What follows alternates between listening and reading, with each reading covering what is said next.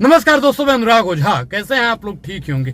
चुनाव साहब नजदीक आ गया है। भारतीय जनता पार्टी उत्तेजित हो गई है। ऐसे पद्मश्री को बांट रही है, भारत रत्न को बांट रही है, जैसे लोग अपने रिश्तेदारों के यहाँ तोहफा भेजते हैं। एक साल में 3 से ज्यादा पद्म भूषण, भारत रत्न। भारतीय जनता पार्टी की ये बौखलाहट क्या दर्शाना चाहती है? भारतीय जनता पार्टी पूर्ण रूप से डर गई है साहब। आज तक किसानों की बात न करने वाली भारतीय जनता पार्टी भारत रत्न दे रही है। बहुत अच्छी बात है, चौधरी चरण सिंह जी को भारत रत्न मिलना चाहिए, वो उसके लायक भी थे।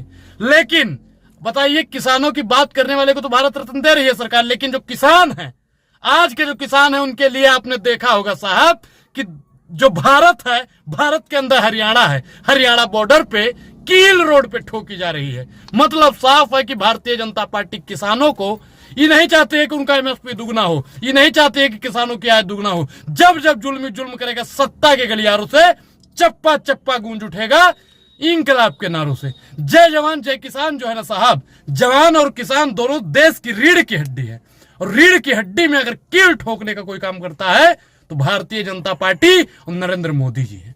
आप बताइए कि जो किसान अपने हकों अधिकार की बात करना चाहता है, उसके लिए रोड पर कीले क्यों ठोक दी जाती है? धारा 144 क्यों लागू कर दी जाती है? यहां तक तो ऐसा समय आ गया है साहब कि पत्रकारों को भी भारतीय जनता पार्टी की पुलिस प्रशासन में गिरफ्तार कर लिया जाता है। किसानों की बात करने वाले को गिरफ्तार कर लिया जाता है। आखिर कब किसानों की बात होगी?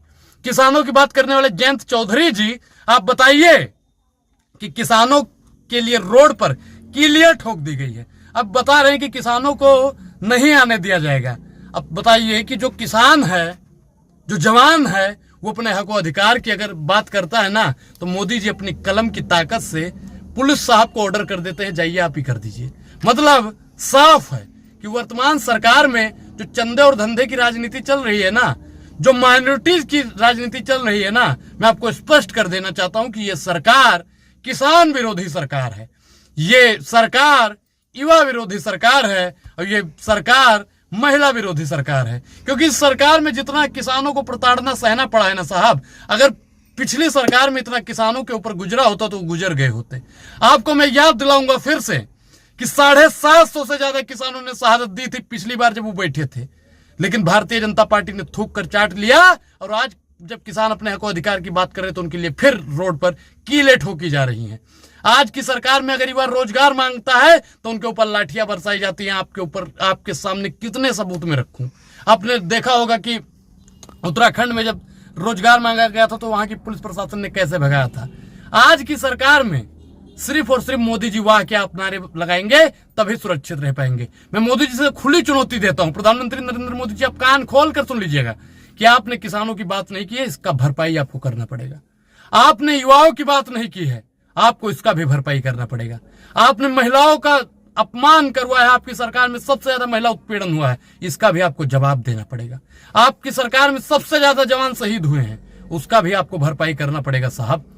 क्योंकि राजा जब अंधा हो जाए, सेवा जब धंधा हो जाए, तो युग गोविंद समझो खुद को निर्बल या कमजोर, चौराहे पर भय पुकारो चोर चोर चोर। तो अब आप लोगों को उठना होगा, और उठो जवान, देश की वसुंधरा पुकारती, देश है पुकारता पुकारती मां भारती। मां भारती जो है ना साहब, अब वो भी कह रही है कि बेटा उठो जागो और अपने हकों अधिकार को छीन लो।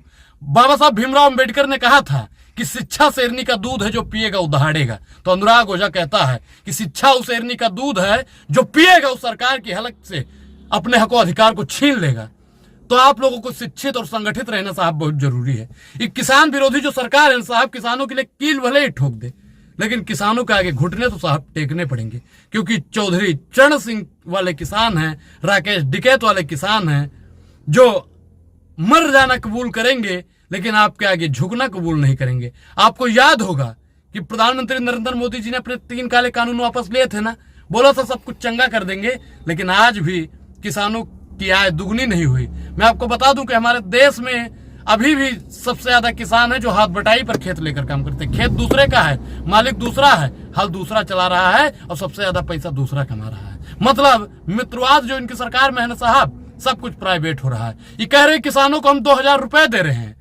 आप बताइए साहब कि किसानों को 2000 रुपया तो मिल रहा है, जिसका खेत है, लेकिन जो उसमें काम कर रहा है, जिसने हाथ बटाई पर खेत ले रखा है, उसको क्या मिल रहा है साहब? उसको आपकी सरकार में सिर्फ और सिर्फ खालिस्तानी कह देने का काम किया जाता है। जितने भी किसान भाई मेरे बैठे हैं ना, जितने भी किसान भाई मेरे आ रहे हैं ना, उनको भारतीय जनता पार्टी की पुलिस और प्रशासन और सरकार कह रही है कि खालिस्तानी है। जिस देश में किसान का अपमान होता है, जिस देश में जवान का अपमान होता है, जिस देश में संविधान का अपमान होता है, वहां का राजा अंधा और गूंगा और बहरा होता है।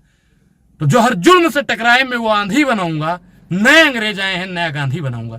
इस पूरी वीडियो पर आपकी क्या प्रतिक्रिया है? अपनी प्रतिक्रिया जरूर दें और हमारे चैनल को ज्वाइन करें। शुक्रिया, धन्यवाद। अनुराग ओझा को दीजिए इजाजत।